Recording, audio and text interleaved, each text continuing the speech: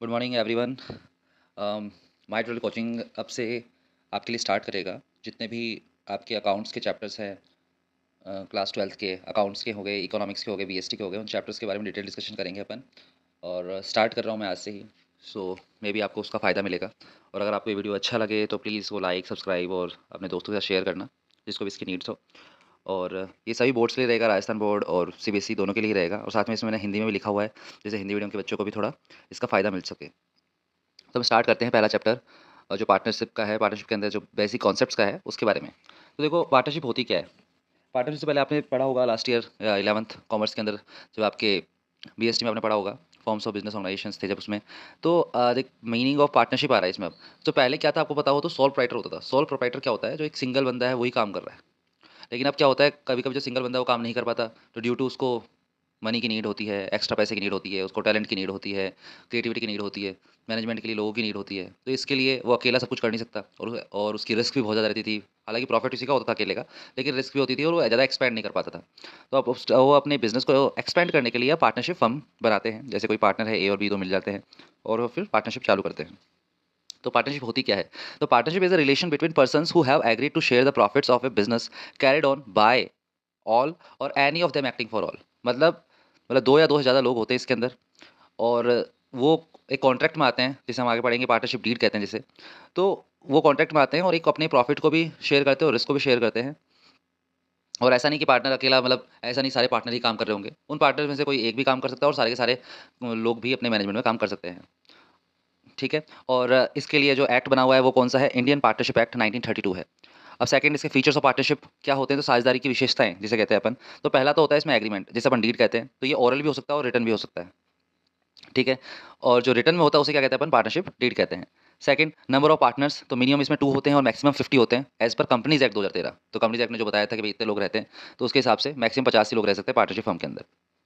फिर आता है प्रॉफिट शेयरिंग इन एग्रीड रेशो और इक्वल इफ नॉट स्पेसिफाइड। मतलब कि अगर एग्रीमेंट में उन्होंने तय कर रखा है कि भाई अपने हिसाब से चलाना है, तो वो कुछ भी रख सकते हैं। अगर दो पार्टनर वो 3:2 में ले लिया, उन्होंने 1:4 में ले लिया, और कोई कैपिटल रेशो में भी डिसाइड कर लेते हैं। बट अगर अगर आपके पास पार्टनरशिप डीड नहीं होती है, पार्टनरशिप डीड नहीं होगी, तो आप इक्वल शेयर के अंदर उसको स्पेसिफाइड कर दोगे भाई, इक्वली बांटा जाएगा अगर कुछ भी स्पेसिफाइड नहीं है आपके पास। फिर आता है म्यूचुअल एजेंसी। म्यूचुअल एजेंसी क्या होता है कि अब एक पार्टनर की सब लोग सुनेंगे और सब पार्टनर की भी सबको सुननी पड़ेगी। इनडायरेक्टली मैं कह दूं, अगर दो पार्टनर है तो जब मैन मतलब ए पार्टनर है और बी पार्टनर है, अगर ए बोलता है तो बी को सुनना पड़ेगा, और जब बी बोल रहा है तो ए को भी उसकी बात माननी पड़ेगी। कहने का मतलब यही है।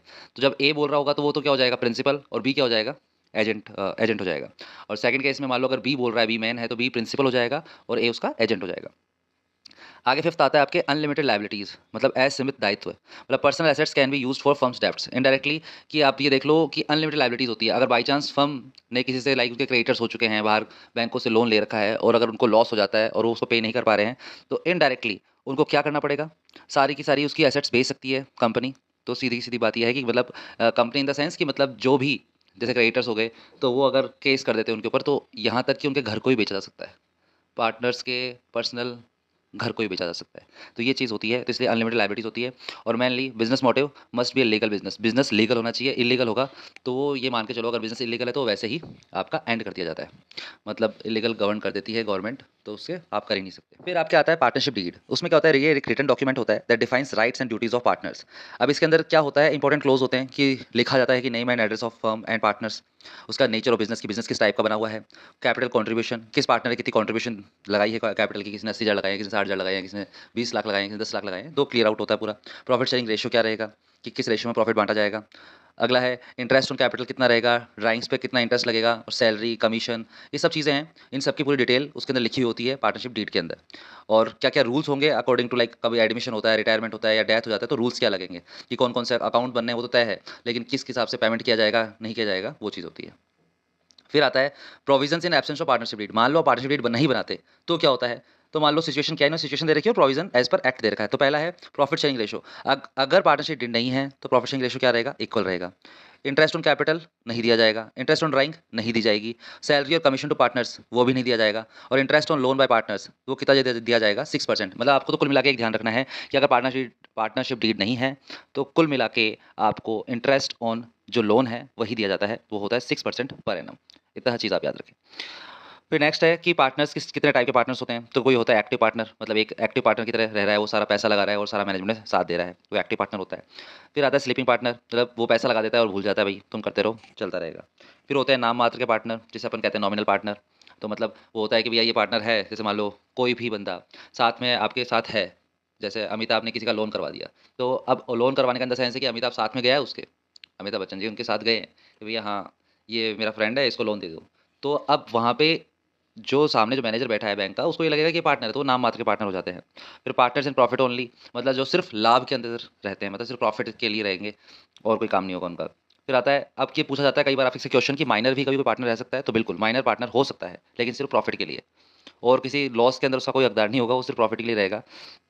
और फिर ऑन अटेनिंग मेजोरिटी, जो मेजर हो जाता है, मतलब 18 प्लस हो जाता है, तो has to choose to become full partner और नॉट विद इन 6 मंथ्स, या तो फुल पार्टनर बन जाएगा, और मतलब उसके क्लियर होने के बाद जैसे ही वो 18 प्लस हो जाता है तो उसको चूज कर सकते हैं एज ए पार्टनर के लिए।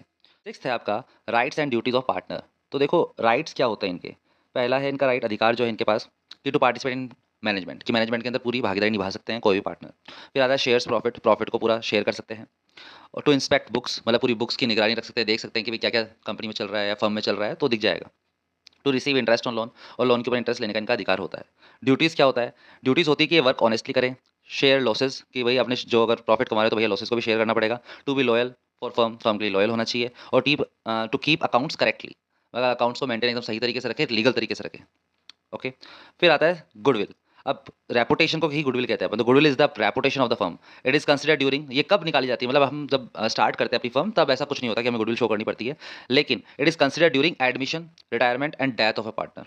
मतलब जब आप एडमिशन करते हो या कोई रिटायरमेंट हो गया या फिर डेथ हो गई पार्टनर की, उस टाइम काउंट करते हैं कि भैया हमारी कंपनी गुडविल कितनी है, तो उसमें से उसको हिस्सा दिया जाता है। मतलब आप मान लो किसी का एडमिशन कर रहे हो, आपने एक बहुत अच्छी फर्म स्टैब्लिश कर ली है, और आपको आप हिस्सा बांटोगे ना आपस में, तो जब हिस्सा आपस में बांटोगे, जब कंसिडर करोगे कि भैया मान लो ए भी पार्टनर है, अब उनकी गुडविल आ रही है 2 लाख की, तो अब नया पार्टनर आएगा तो उससे हम कुछ ना कुछ हिस्सा लेंगे ना भाई, कि हमने इतना नाम कमाया, इतना कराया, तो भैया उसके हिसाब से गुडविल का पैसा भी दो। वो चीज़ रिटायरमेंट होता है, तो उस गुडविल का पैसा उस जो पार्टनर ऑलरेडी मतलब ए बी सी पार्टनर थे, अब सी जा रहा है, तो सी को फिर वो पैसा दिया जाएगा रिटायरमेंट के टाइम, और डेथ के टाइम उसके जो भी एग्जीक्यूटर होता है उसको पेमेंट किया जाता है। फिर आता है आपके एट्थ, अकाउंटिंग ट्रीटमेंट्स क्या होते हैं। तो देखो capital accounts can be maintain इन 2 तरीके से बनाए जाते हैं। एक तो होता है fix capital method. Fix capital method के अंदर 2 अकाउंट बनते हैं आपके, एक तो कैपिटल बनेगा और एक बनता है आपके करंट अकाउंट। तो मतलब 2 अकाउंट बनते हैं इसके अंदर, ठीक है। और जो आपका फ्लक्चुएटिंग कैपिटल होता है उसके अंदर सिंगल अकाउंट बनेगा जिसका नाम होता है कैपिटल अकाउंट ओनली, ठीक है। तो मतलब उसमें क्या होता है, सिर्फ सारी की सारी, मैं आपको एक क्लियर करता हूँ इस चीज़ पॉइंट को। पहला अकाउंट बनता है आपका है, जैसे पार्टनर मान लो आपके ए और बी है, ठीक है। तो ये पार्टनर यहाँ पे पर्टिकुलर्स आ जाएगा, यहाँ पे ए का नाम आ जाएगा, यहाँ बी का नाम आ जाएगा, यहाँ पर्टिकुलर्स आ जाएगा, यहाँ पे ए का नाम और ये बी का नाम आ जाएगा।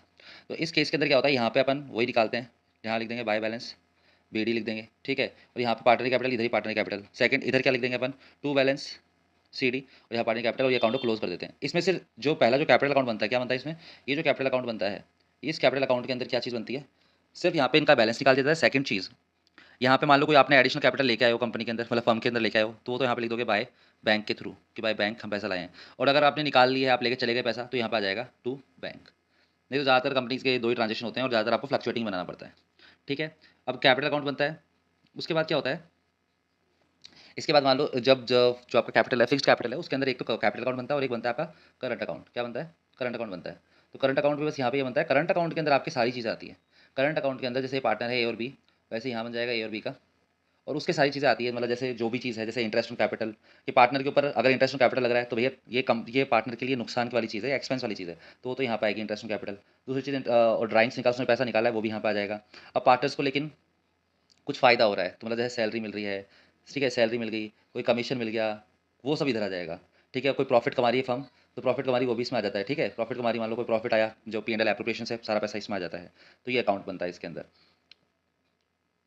ठीक है। ये कर सकते हैं आप। और इसके अंदर अगर बाई चांस आपको करंट अकाउंट का बैलेंस दिया होता है, तो वो तो आप इधर ही लिखोगे, वही वाली चीज़ है, यहाँ लिखोगे बाय बैलेंस बी डी, यहाँ पे आ जाएगा, यहाँ पे सी डी आ जाएगा, वो निकाल के आप उसका कैलकुलेट करेंगे, अपने क्वेश्चन करेंगे, तो आपको समझ में आ जाएगी चीज़ कैसे करते हैं, ठीक है।